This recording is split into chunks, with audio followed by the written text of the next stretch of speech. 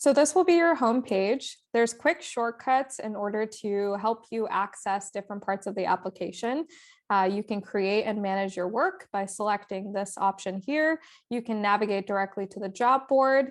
You can also view your Thomas projects.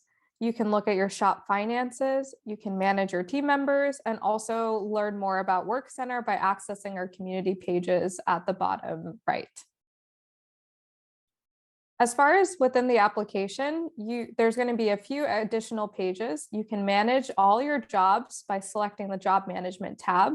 This will enable you to see all your current work, your completed work, and any archived work. All your current work will be separated by your customer. So any off-platform orders, you'll see your own logo appear on the side. Any Xometry work, you'll also see the Xometry logo and the Xometry name as the customer. You'll also be able to see your Thomas projects directly within this page as well. The next page is really your shop finances. So this will all look familiar to you all. You will be able to see all your shop finances along with your invoices, transactions, and statements. Additional pages for Xometry partners are the job board, my scorecard, and resources. The job board will work exactly as you are familiar with. You'll be able to view your offer details.